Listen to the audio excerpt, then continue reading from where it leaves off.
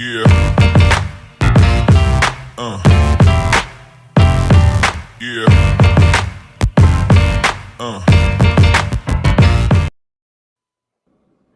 What's up, everyone? Welcome to another episode of Prospect Prep. This is episode 3. I'm here with my co-host, Cody. What's going on, Cody? How's it going today? Going pretty good. Start of the NFL season tonight, and then there's actually some college action on right now, too. Yeah, little light college slate going on tonight. We got the Thursday night opener as of this recording going on as we're speaking, and just football's back in full swing now. So every Saturday and Sunday for the next couple months, it's going to be football this, football that, college, NFL, some holiday games in there, Thanksgiving, Christmas, all that jazz. So we're right there. All of our fantasy teams are pretty much drafted and done. I mean, I guess they kind of got to be with NFL kicking off, and now we're into we're just into it. You got any Amon-Ra St. Browns on any of your squads? I do, and I have one on my Vampire League, so I'm pretty happy. I stacked him and Jared Goff. I also stacked Patrick Mahomes and Travis Kelce, but that's neither here nor there. Only half worked out so far. Yeah. All right. So if you're unfamiliar with the show, basically we'll go over the players that we talked a little bit about last week, how they kind of did in week 1, the official week 1 of the college season, and then we'll talk about some players that we're looking out for in week 2. And we'll talk about some of the leaders that maybe we didn't mention last week that are kind of rising up draft boards and stuff like that. So, Cody, why don't you kick us off with how your first couple quarterbacks did? Well, that was the biggest stinker of them all for me was my quarterbacks that I talked about last week. Because for one, Jalen Daniels of Kansas didn't play, but he is expected to play this weekend at Illinois at 6:30 on ESPN on Friday. But Jaden Daniels played Florida State, and, well, as an LSU fan, that was a stinker of a game. But in my opinion, Jaden Daniels was the better quarterback for a lot of that game. I mean, he threw for 346 yards, had 1 touchdown and 1 interception. And really the interception was in time where, I mean, Florida State just had a better defense at that point. They were bought in, so it really wasn't anything along those lines. I think it was more coaching than what the ability of the players, but I'm always a Brian Kelly hater, so. Yeah, I know a lot of people that were excited to see Brian Kelly lose, and it was a fun game. I mean, I know your boys didn't do what you wanted them to do, but it was definitely overall, as a college football fan, you got to admit that it was a fun game, and for sure. And FSU moved up a little bit in the rankings. LSU unfortunately dropped down a little bit, but I mean, it's only week 1. I mean, I know every loss is more important in the in college than it is in the NFL, so it does kind of sting a little bit. But long season to go. I don't think they're going to be in this position again. They got a good team over there. I went with Drake May out of UNC and Michael Penix out of Washington. Drake May went 24 of 32 for 269, 2 touchdowns, 2 interceptions. As it stands right now, expected second overall pick, or in the top 5 at least, whoever doesn't get Caleb Williams and that needs a quarterback that picks in the top 5. Michael Penix, 29 of 40 for 450 and 5. Really nice game out of him. I think we mentioned the receivers that he has, and just overall, I mean, he's gonna have a good season, and he's gonna be up towards the top in the stats as far as the whole season goes. Is going to be up there with Drake May and Caleb Williams and some other guys that we'll talk about. But before we get into the running backs that we had last week, some other wide receiver or some other quarterbacks that also had some top games here. Let me just split my screens here a little bit. Okay. Deion Sanders' kid, Shedeur Sanders. Is that how you say it? I think it's Shedeur. Shedeur Sanders. Yep. He went 38 of 47 for 510 yards and 4 touchdowns. He's getting a lot of Heisman bets right now, just coming over to Colorado, and they upset TCU. They jumped into the top 25. I think they're ranked now. Colorado's ranked at 22 right now, and he's just going to be fun to watch. And not really a spoiler alert. He's not on my week 2 players to watch, but I think he's on everybody's players to watch. Definitely somebody that we're all going to be tuning in. And even if you're not a Colorado fan or they're not going to be on TV where you could watch them on an ESPN or ABC or whatever, you're at least going to I have a feeling that a lot more people are going to go over to their apps, go over to ESPN or go over to NCAA and look and see what Colorado and what he did. Just to kind of keep track of how he's doing throughout the year. And now that's another name to look for in the top 2, top 3 for the draft next year if he decides to leave college and enter the draft, which, I mean, I think his dad probably is going to want him to do. And now instead of just talking about May and Caleb Williams, we might be talking about Sanders as well. Any thoughts on Sanders? Yeah, he dominated. I watched that whole game, and I'm in part of the country where I know a lot of Nebraska fans, and they're pretty scared this weekend, and they should be because their transfer quarterback did not look as good as Shedeur Sanders did, so it might be a bloodbath at Yeah, kickoff. If you bet too, and we're not really a betting podcast, but you might hear me bring up some lines and stuff like that. That line dropped from I think it was 9.5 to 3.5 last time I checked, and it just keeps on moving because Colorado, they look good. I mean, their defense really didn't look good. It was a 45-42 game, so almost 90 points, almost 90 points put up in that game. But anytime TCU went down and you felt like it was, oh man, there's not enough time left on the clock, or TCU scored too fast, Colorado went down and they brought it right back. I mean, it was just a close game, back and forth all game. But Cameron Ward out of WSU, he went 50, or they scored 50. He went 37-49 for 451 and 3. Miley Keene out of Fresno went 31-44 for 366, 4 touchdowns and an interception. And I believe we brought his name up last week too, because they played in week 0. But Braden Shager out of Hawaii went 30-53 for 355 and 3. So he's stringing together a couple of solid games to start the season. Lesser competition. I don't have any Hawaii guys this week on my players to watch because I want to wait till next week when they play tougher competition. So another little spoiler alert right there. I'm not going to talk about them just yet, but Hawaii, they're starting to throw a couple of guys' names into the mix. Any thoughts on those quarterbacks? If not, then you can hit up your running backs.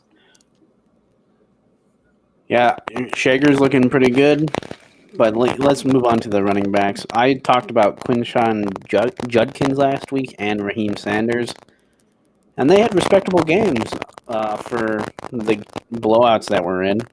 Quinshon Judkins had 13 carries, 60 yards, and 2 touchdowns with 2 receptions and 11 yards. Ole Miss played Mercer, so he didn't play very much, and he really didn't need to. And then Raheem Sanders in Arkansas played West Carolina, and he had 15 carries, 42 yards, and 2 touchdowns with 2 receptions as well for -4 yards, but receptions nonetheless. So, I mean, that's what you would expect from some of the big-name running backs right now in the opener against non-competition. I was pretty happy with what they put out there on the field. Yeah, I mean, between the 4 of our running backs that we mentioned, only one of them cracked the top 10 just overall list. So other running backs are definitely moving up and putting together some games. Like this first guy here, Kamani Vidal out of Troy, went 25 carries for 248 yards.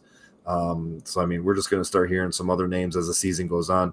The 2 running backs I had Braylon Allen out of Wisconsin, and I was at work as the game was going on, so I really wasn't watching it, but I was kind of just keeping track of how it was going, and it seemed like the UB Bulls were almost hanging with them for a little bit, and then kind of Wisconsin kind of pulled away, and the other running back for Wisconsin was getting a lot of the work. But then I looked at the stats at the end of the game, and Braylon ended up with 17 carries for 141 yards and 2 touchdowns. I was like, all right, yeah, that's kind of like what I expected, especially against a lesser opponent, MAC opponent. And then the funniest thing is we talked about how Braylon Allen doesn't catch a lot of passes. Yep. He actually caught 7 passes in this game, only 25 yards. What's crazy, like we just talked about, like we kind of pictured him as more of like a Derrick Henry type and Nick Chubb type, where they can catch. I mean, it's not like they don't have hands, but is not known for their catching. And I don't remember if he led all. I don't know. Remember if he led all of Wisconsin in receptions, but he had 7 of them. So like 7 receptions in game 1, 25 yards. Not that crazy, but definitely showing that he can. That if the quarterback needs to check it down or needs some film on him catching the ball, that the NFL should have that at their disposal. And then Carson Steele out of UCLA, 13 of 76 on the ground, but he did have 4 catches for 20 yards and a touchdown in the air. So not too bad there. I mean, that's a pretty decent NFL stat fantasy line if you were looking at it that way. College maybe a little under the radar, but I think between the 4 running backs that we talked about, I think we picked some pretty good ones. We did, and I really almost put Kamani Vidal on my list because that guy is just a workhorse, and he's the only thing Troy has, so he's gonna keep doing that all year long. All right, and then Jalen Buckley, a guy that we didn't talk about, he went 30 for 194 and 1. Marcus Carroll went 23 of 184 and 3. Jaden Ott out of Cal went 20 for 178 and 2. So getting up into the high 170s, 180s for yardage. But as the season goes on, we're gonna start seeing some stiffer competition. We got some really good games this week. I think a couple matches where it's 2 ranked teams going up against each other in 2 different matches, I believe that is. And then just like week 1 and 2 just seems to be where you're facing non-conference and non-league opponents. And then once we get into week 3, we're going to have a better idea of how these guys look on film. And besides all the stuff that we've already seen from previous years, we're going to have a better idea of how these guys look because they're facing more competition that more guys that they might be seeing in the big leagues or just better competition in their conference and stuff like that. You're not beating up on these lesser teams that are in the middle of nowhere. Yep. Wide receivers, why don't you go there for us? The 2 I brought up last week were Luther Burden and Xavier Worthy. Xavier Worthy had 7 receptions for 90 yards.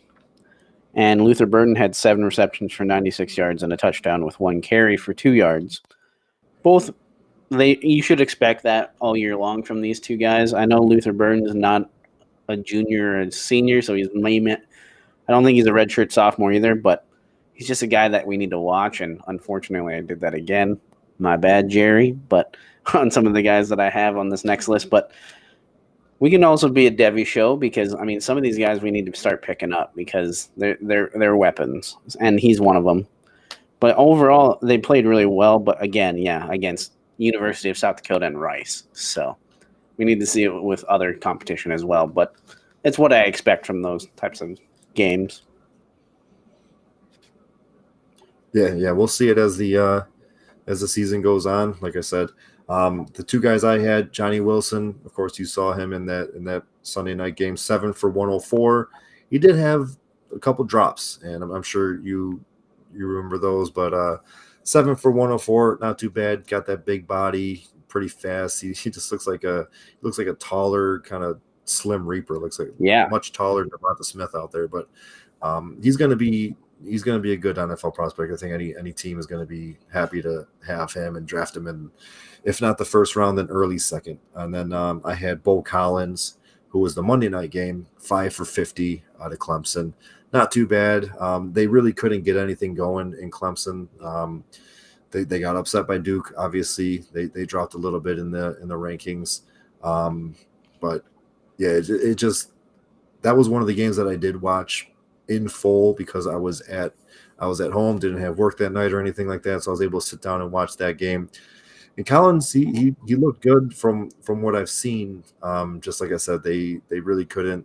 The offense really wasn't going anywhere. The defense looked pretty good for Clemson, but the offense just wasn't moving, unfortunately. So if the quarterback's not moving, the quarterback was looking to run a little bit more than pass it. But if everything's not clicking, then unfortunately it's just not going to work out. Why don't you go to tight ends before I go over the receiving leaders, because the website that I'm on kind of bunched tight ends and wide receivers together, so I really don't have a list of like 5 and 5. I just have it's really only one tight end that finished in the top 10, while the other ones are wide receivers. So go to tight ends first. And the tight end that's on that list is a tight end that I have that I'm going to be talking about this week. So that'll be a good segue. But the tight ends that I picked last week were Brevin Spanford from Minnesota, who had 5 receptions and 45 yards. They played Nebraska and they won the game. The biggest thing is, remember last week we talked, he was like 6'7" and 250. He's playing in the slot. That was a big boy playing in the slot. I was like, so, I mean, he's more athletic than we think, and if he's going to keep doing that all year, I'm excited to see him run over some people. And then I had the 2 tight ends from Iowa. It looks like Luke Lachey had the better game with 7 receptions and 77 yards, but he is the more passing down back or tight end.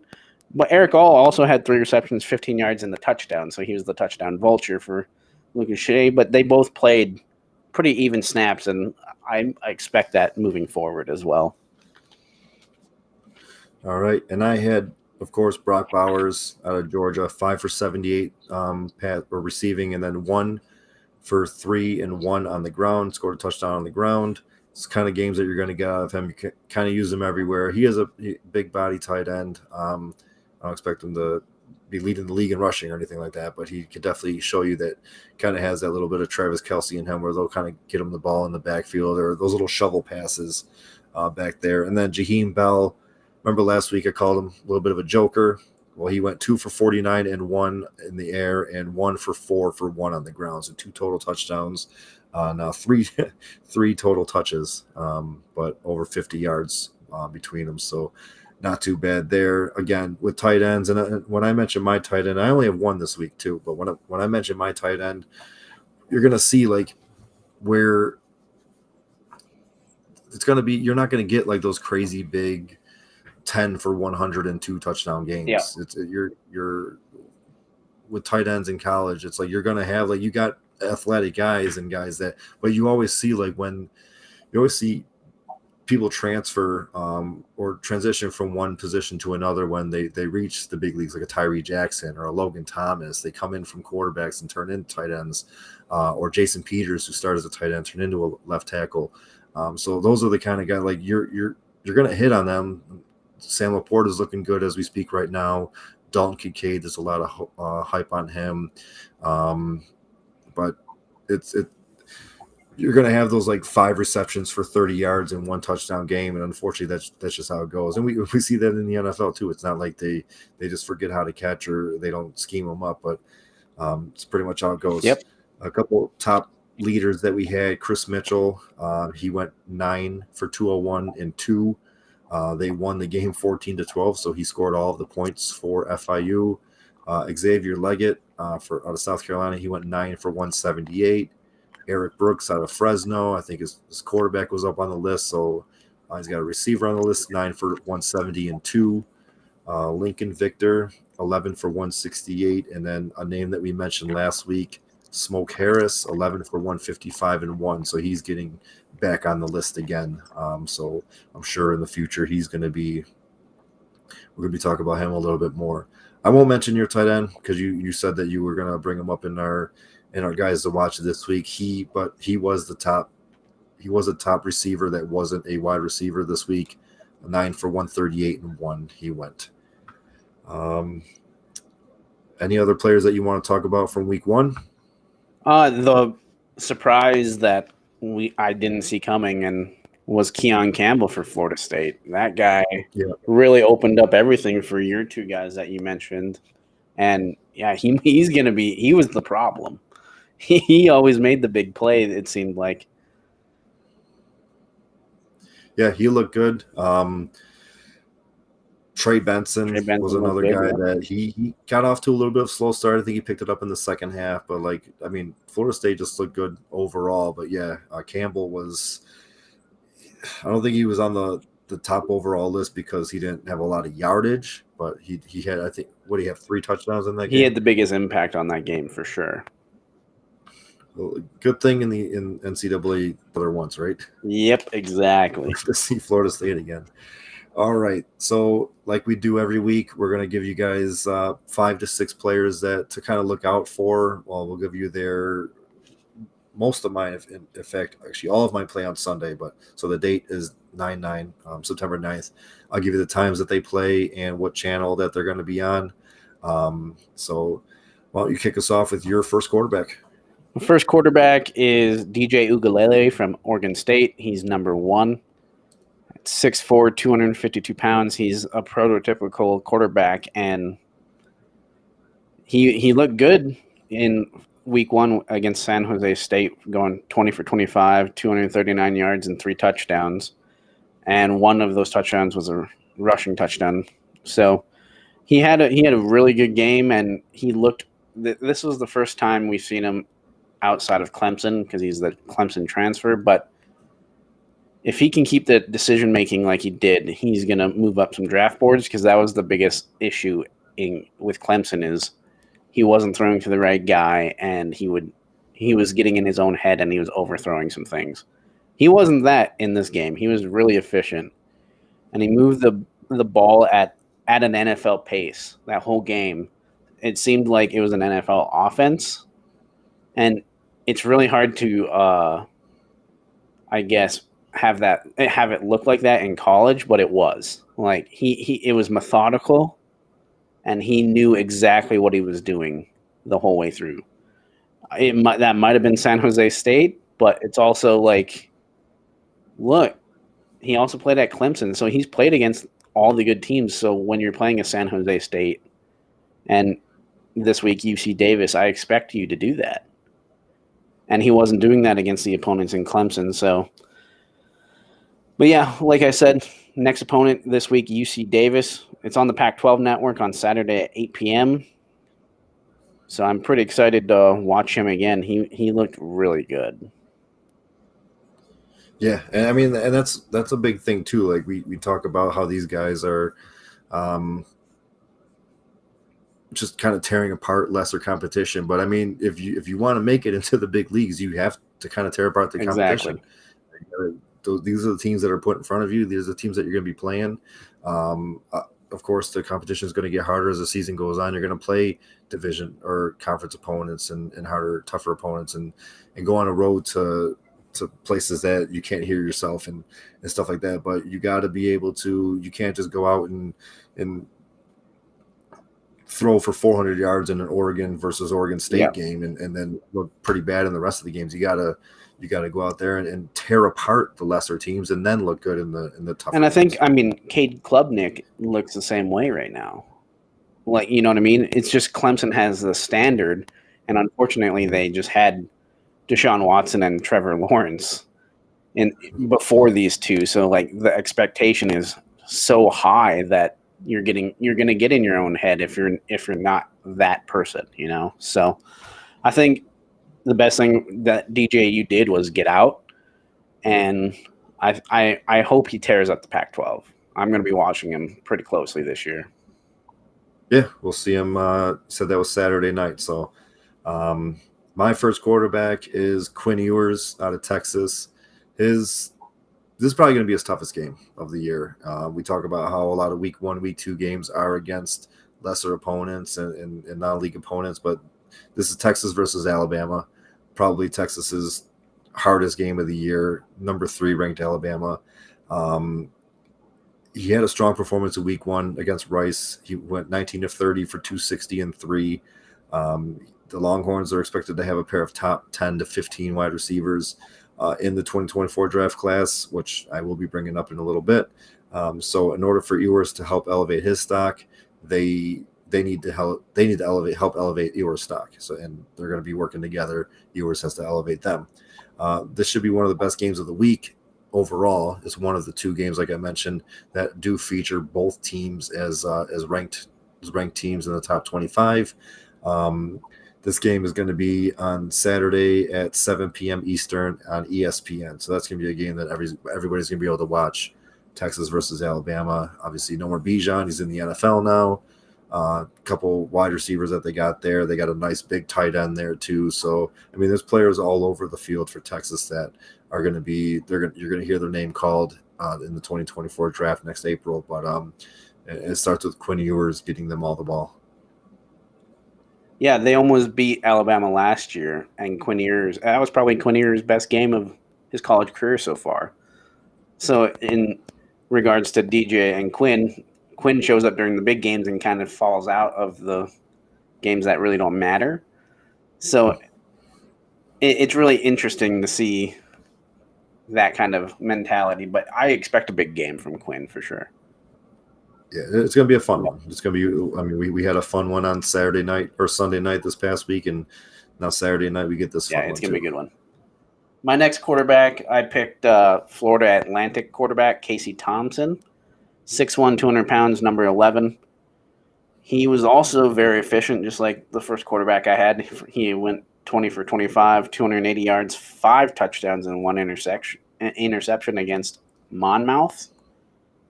Their next opponent is the Ohio Bobcats, Saturday at 5 p.m. at ESPN+. And Florida Atlantic's in the American League, and Casey Thompson's going to rip up that entire league. Because, for one, he's played at Texas and at Alabama and at Nebraska, and both of those fan bases loved him.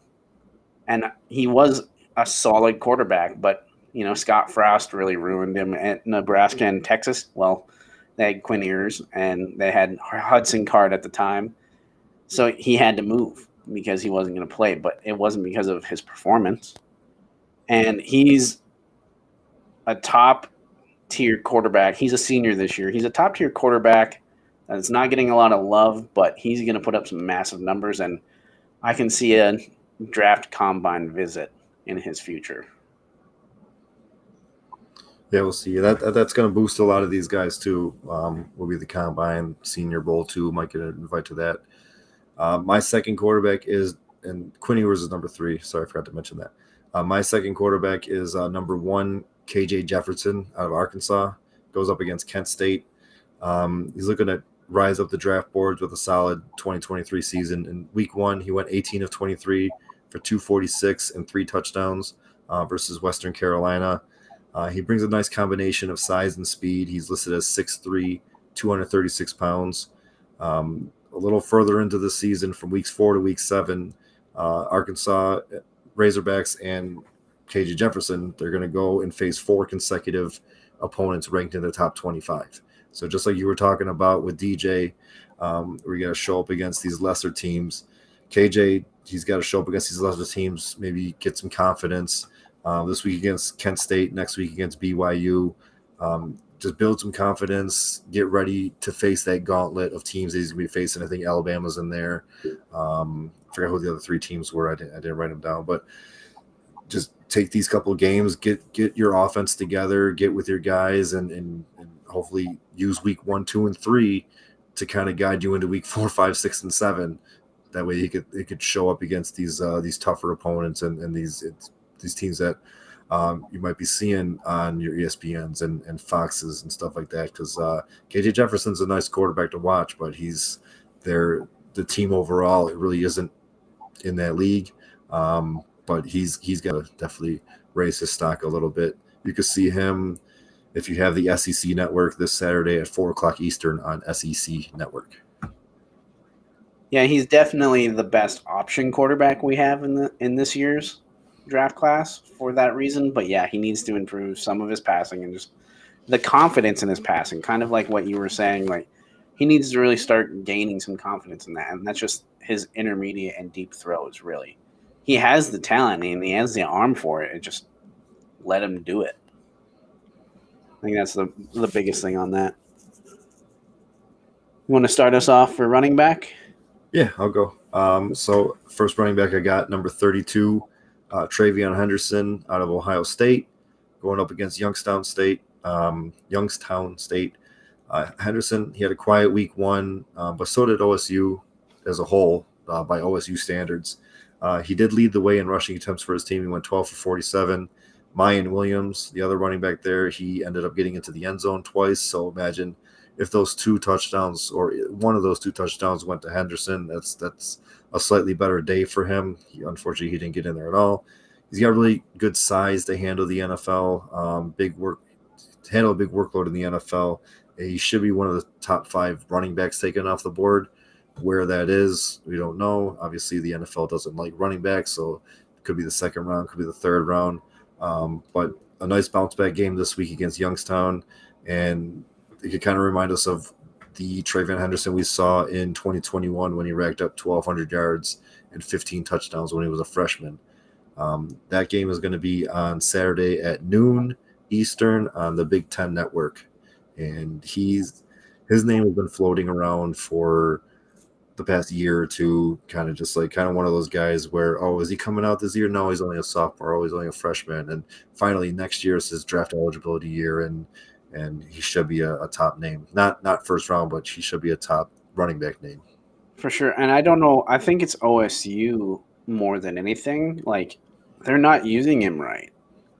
He needs 15, 20 carries to show what he can do.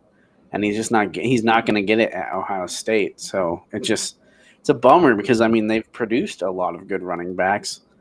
And for some reason, they just don't want to make him the primary back. So it really bums me out. But in regards to that, that's my first running back too, is I have a few question marks just because of how another running back on the team did. And that's Bucky Irving, number 0 for Oregon. He's 5'10", 195 pounds. He had 4 carries for 119 yards and 2 touchdowns, and then he had 3 receptions for 30 yards.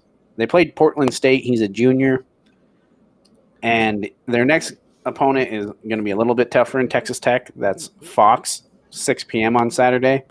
So it'll be a primetime game, but this guy, he's obviously explosive. I mean, 4 carries for 119 yards, you kind of have to be. He's got great spatial awareness. He knows when to cut, and he knows when to make a move to get people to miss.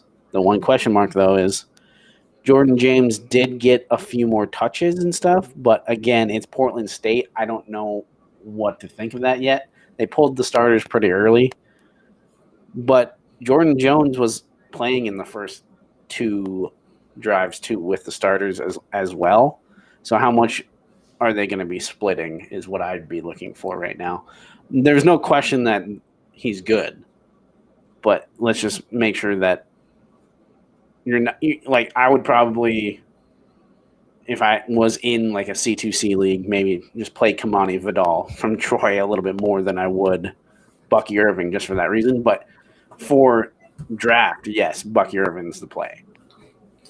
You don't think Oregon's going to hang 81 again? Probably not. They might, get 60 or 50, but I don't think 81. No. That was looking at some crazy scores that game or that week. Yep. My next running back, number 2, Kendall Milton out of Georgia versus Ball State.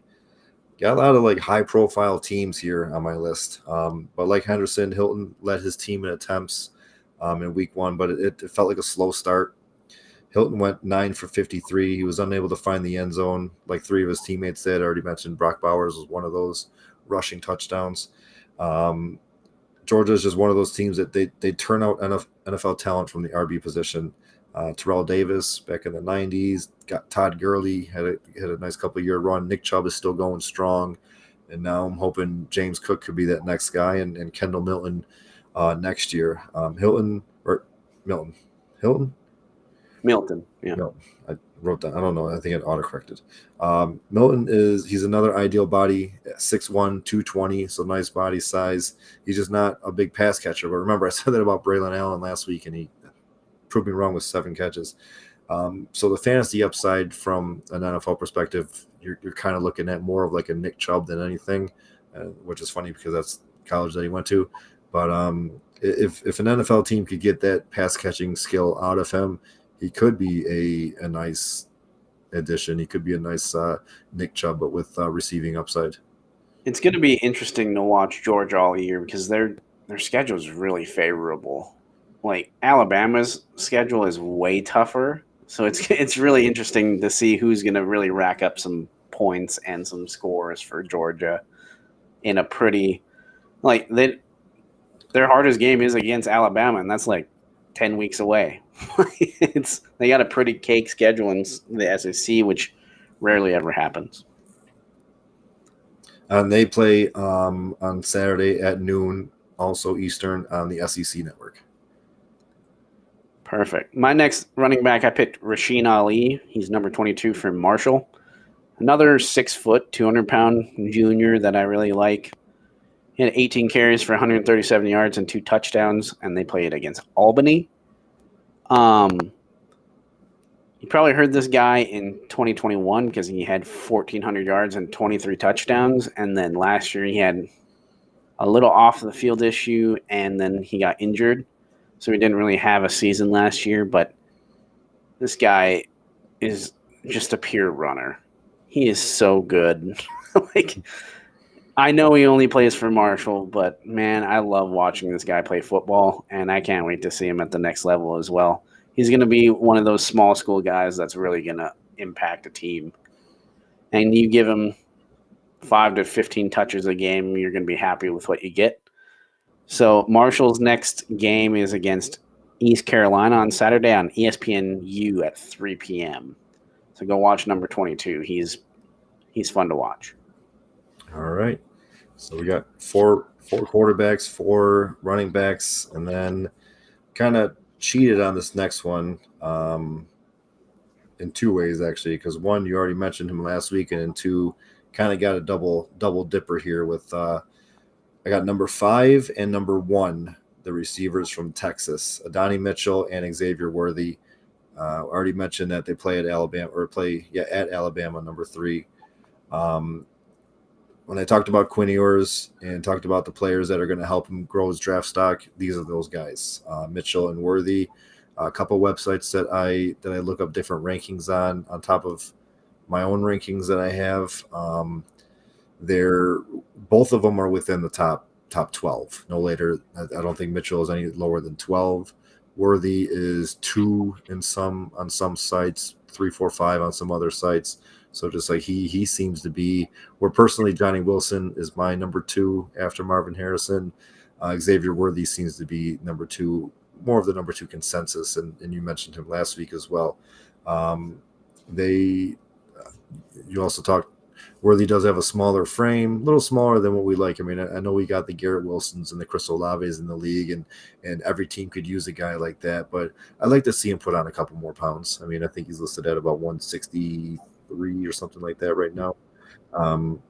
Definitely could use a little bit more weight, but we've seen guys, Garrett Wilson and Chris Olave, we've seen them excel at this high level in their first season, and we have high hopes for them in year 2, and hopefully they continue to be their top 5, top 10 in dynasty rankings for wide receivers, and maybe we could see Xavier Worthy up in that same ranking within a couple of years.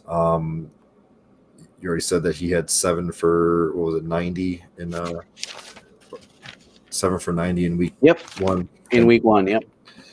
Adonai Mitchell, a little bit bigger guy. He is 6'4", but only 180. Another slimmer guy. He could beef up a little bit, but he's got the big tall type, get him in the back of the end zone. He went 3 for 26 and had a touchdown in week 1. He's got the tools to be an effective outside receiver. Big tall guy. Just put him on the outside, let him run deep routes, or you're in the red zone, get it to him at the back of the end zone. You can out jump a lot of the DBs.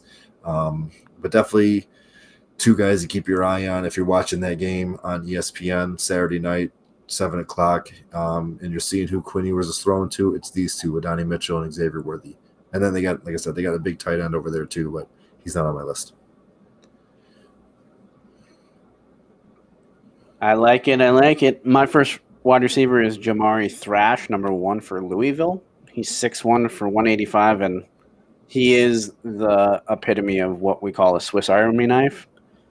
Last week against Georgia Tech, he had 7 receptions, 88 yards, and 2 touchdowns. He's one of the better receivers in the ACC this year, and he's going to show that. He knows he's an outside receiver that knows how to make people miss, and their next opponent they just wrapped up their game. They won 56-0, and Thrash showed out again. He had 3 receptions for 82 yards and a touchdown, and 1 carry for 12 yards and a touchdown. So I was feeling pretty good about myself. And but he reminds me a lot of. He is a junior, so I honestly think he's not going to come out this year just to improve his draft stock even more, kind of like what Zay Flowers did. Zay Flowers caught my eye his junior year, and I was really happy he went back, and I was really happy that he stayed at Boston College. And I think that's the same thing what Thrash is going to do, because he is like 6'1", 185. Build some muscle, just improve and keep working at your game, and then become a first-round pick. I think he can do it. I think he's one of those guys that's going to shoot up some ranks. All right. Why don't you give us your other wide receiver? My other wide receiver, he's only a sophomore, so this is where I was. Oh, my bad. But I had to bring him up because he's another just 6-footer, 175-pound guy that I just really like. And he plays for Texas A&M. That's Evan Stewart, number 1. Last week, they played against New Mexico. He had 8 receptions for 115 yards and 2 touchdowns. And he's the best player for Texas A&M. There's no two ways about it in my mind. I'm really excited to watch them against Miami this week. I didn't put down when they play, but I could probably find it. But they play on Saturday at 2:30 on ABC. He's just dynamic. So I was really excited. So I had to put him on my list. All right. And then I only went with 1 tight end, like I said. It's a tight end you brought up last week when you double dipped with Iowa, but I went with Eric All. And I think we touched on it a little bit last week too. If Brock Bowers, if he wasn't in this class, Eric All might be tight end 1. Unfortunately, he has a Brock Bowers problem. So he's tight end 2. But Iowa, they just know how to grow tight ends. They're like ears of corn out there, basically. They just turn them out. You got Sam Laporta, George Kittle. They just seem to. Noah Fant too. He's also doing pretty well over there. They just seem to just grow them in Iowa. That's just what they do. Big, tall tight ends. He didn't play a lot in 2022. He missed a lot of 2022 with an injury, but he was back to start this year. Week 1, he played against Utah State, where he went 3 for 15 for 1. We're probably not going to get a lot of flashy numbers out of tight ends. I already said that already. You're just looking when you're watching these guys, and if you were to watch them, you could see them on Saturday at 3:30 Eastern on Fox. But when you're watching these guys, you want to watch them too. Like you don't want to just look at the box score with tight ends. You want to, with anybody too, you want to see how receivers run their routes and how running backs are finding the holes. But with tight ends, you want to see, obviously blocking in fantasy football doesn't get you a lot of points, but blocking puts you on the field. And you want to see how these guys are when they're making impact and taking hits and stuff like that. And you want to see like if is the quarterback looking his way, or is he getting open for the quarterback, or is he just not being schemed up any plays to be effective, and it's just the coach's fault or whatever. But that's what you want to do when you watch these guys. Obviously, the cameras on TV are going to be looking at who has the ball in their hands, but just look at him pre-snap and look at him while he's still in the frame, and that's what you're going to do with a lot of these tight ends. But I think we've been a little spoiled with guys like Travis Kelce and Darren Waller and stuff like that, where we expect like 115 catches for 1,500 yards and 15 touchdowns every year. And there's really only one guy that's going to do that. That is Travis Kelce. But these other guys, you're looking for that touchdown upside. You're looking for a reliable red zone target that is going to get the ball. If he gets the ball in his hands 5 times and one of them is a touchdown for 50 yards, that's a successful NFL day for your fantasy team. So I think Eric All could be one of those guys. Yeah, I was legitimately, right before you said 5 for 50, I was like, yeah, 4 receptions, 44 yards, and a touchdown. I'll take that every day. So at the tight end position. Speaking of good blocker, this guy also is too, and that's Benjamin Urasek, number 84 for Stanford. He's 6'4", 242, and he was the one on the wide receiver list. 9 receptions, 138 yards, and a touchdown against Hawaii. And his wheel route for his touchdown last week, go watch that clip because it was filthy. He has Luke Musgrave abilities, and he's the best player on Stanford for sure. But he's also willing to make some blocks. But it's going to be the true test this week for him. They play USC, Fox Saturday at 9 p.m. So it's going to be 9:30 p.m. So it's a late game, but it's going to be fun to watch him, and it's always fun to watch USC.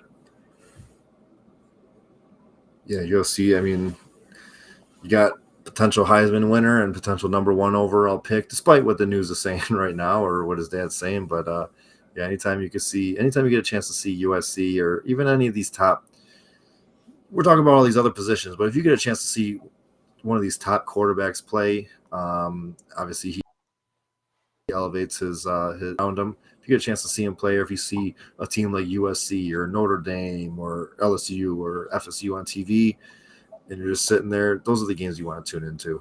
Yep. Did you have another tight end, or we want to wrap I this up? did, and it's kind of like the Evan Stewart. I just wanted to bring him up, and he's still a sophomore, but that's Mason Taylor for LSU, number 86. He's Jason Taylor's son, 6'6", 255, but he's light on his feet.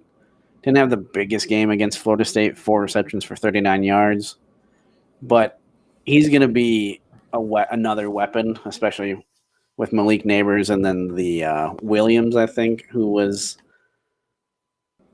on the list for receiving leaders. No, Brian Thompson. Sorry. Brian Thompson Jr. is also going to be good. But Mason Taylor is another just do-it-all. He looks like an Iowa tight end. But I wouldn't expect anything less from Jason Taylor's son. So it's just, yeah, he's going to be fun to watch, and he's going to be one that you're going to want on your radars is what I'm thinking.